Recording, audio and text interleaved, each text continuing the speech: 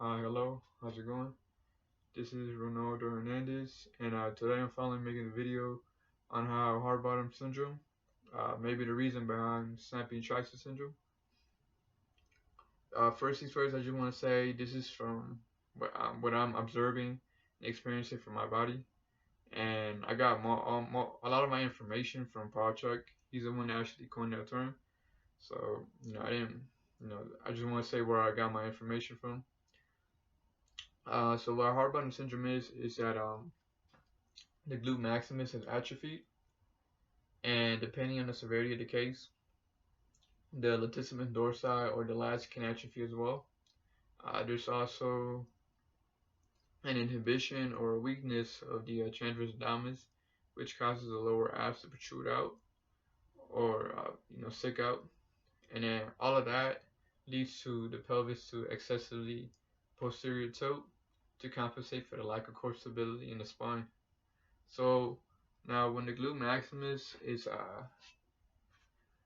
it atrophies because the pelvis being excessively tucked under, and this also causes the spine to elongate, flatten out, and that's actually where your body does that to compensate for the the glute maximus not being in the the pelvis not being in proper position to use the glute maximus to do its job. So we just keep you upright or extending your hips and all that. Now, uh, an excessive, a long term, I won't say use, but having this excessive posterior pelvic tilt for a long time um, can also lead to like a rounding of the upper back, or a hunchback, because your spine is going to follow what everything else is doing. You know? So um, this can also cause the lats to atrophy as well because the lats also has a role in like core stabilization. It helps you keep you upright, uh, and it makes sense. The lats are like it connects to most of your upper body.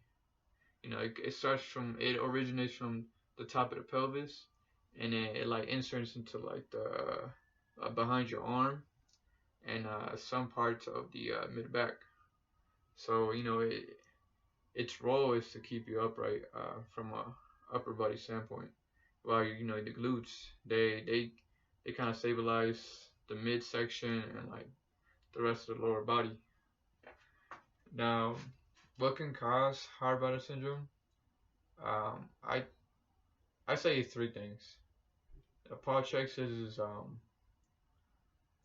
it's mainly the inhibition of transverse abdominis, but I also think it's either flat feet or uh, the living a very sedentary lifestyle.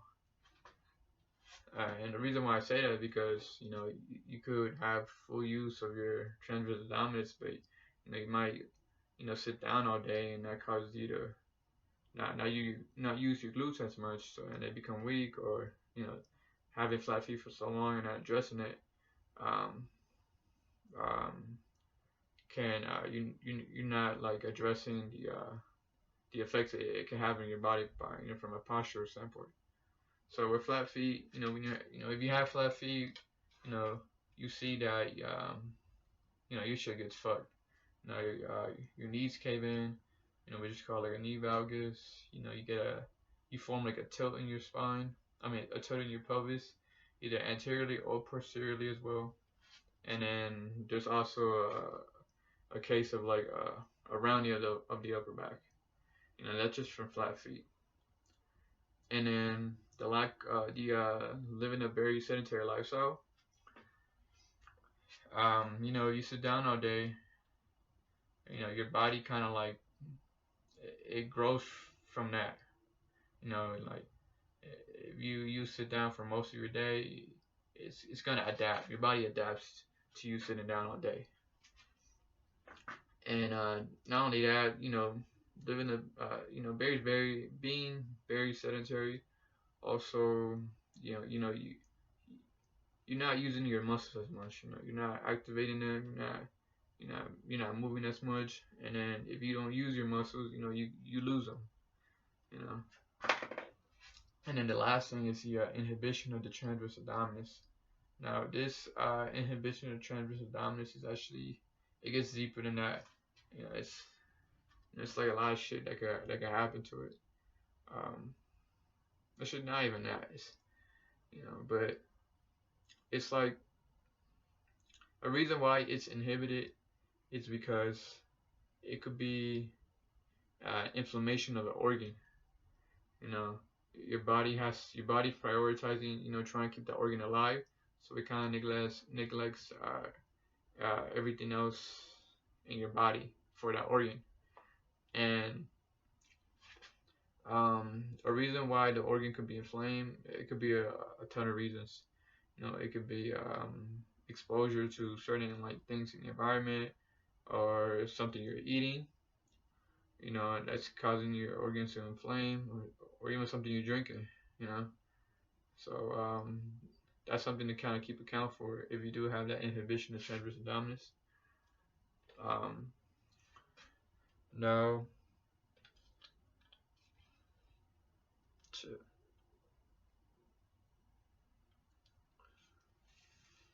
okay, all right. My fault, man. Shit, it's a lot of information here. All right, so once you have heart burden syndrome and you had it for like a long time, other things can happen as well. Shit could get worse. In my case, it did get worse. What Paul Chek claims is that spinal pathologies, nerve root impingements, or subluxation of some certain joints could occur if you had this condition for so long. And in my case, I have all of those things. The spinal pathologies. I actually have a slight scoliosis in my spine, and I have a lot of pain on my back. Just because of living like that for so long. And the nerve root impingement, that's just more like a nerve is like being kind of like inflamed, or it's like it's under pain because your body's not in the right position, or some muscles are tight, which causes the impingement of the nerve. And I have that in my upper back and my shoulder blades, and where my triceps is at too, where the ulnar nerve is at. And it's always always feel some kind of burning or tingling sensation. Yeah, it's been better, but that's I guess that's a fault because of the heart burden syndrome.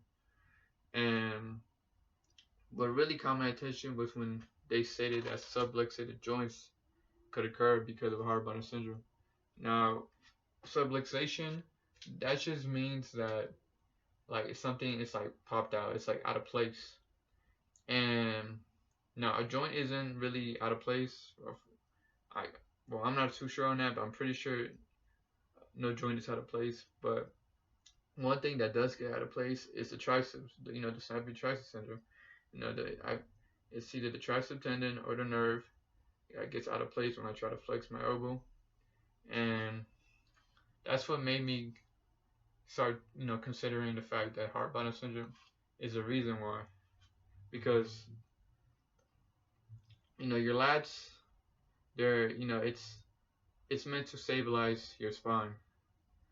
So if the lats are not in its proper position and it's not strong enough to keep you in place when you're doing some kind of pressing movement or whatever, I believe that the tricep, either tricep tendon, whatever in that area, it's not able to go through its full range of motion, which is why it pops over the elbow. So that's actually my theory, that having the excessive posterior pelvic tilt, and muscles of the glute maximus and the lats atrophy, which cause which then leads to like a weakness and core stabilization of the spine, keeping you upright, keeping you in good posture, and it's not letting the rest of your body kind of go through its full range of motion, or do its thing. Um, uh, Another two reasons why I came to this conclusion, or to this like hypothesis of why hard body syndrome is behind all this, is because first off, I use the same concept that you see from flat feet and like postural disfigurement, you could say. Um, I use that concept of that correlation between the two, and made a correlation between hard body syndrome and snapping tricep syndrome. Because if flat feet could do that, then most likely, well, possibly hard body syndrome could do that too. And it makes sense. Like your body's not working properly, or it's not, or some parts of your body it's weak, so other parts of your body have to compensate, or they're not able to do its job, and it just it's a better fucking like reason than most people are saying, because most people out there do not have a reason why this is happening. Most of the videos that I looked at about snapping tricep syndrome, most people are talking about how to treat the symptoms, treat the pain that you get, or or try to do like modification of certain exercises, but they're not saying why. They're not saying what's the reason behind it. And they don't even know shit. Well, I mean, I want to say they don't even know shit, but they don't know what's going on too. And then the most best treatment I've seen about this whole thing is surgery. But even with surgery, it's not always like 100% like a full treatment of the snapping tricep syndrome. Some people, they get worse symptoms, or some of them actually do fix the shit. But it depends on the situation too, because you could also get snapping tricep syndrome from having a deformity in your elbows, which was talked about in another video about cubitus varus, which is when your elbow kind of like caves in like this. But that's because of you having like some kind of like some bad like injury. Like the elbow kind of like there was a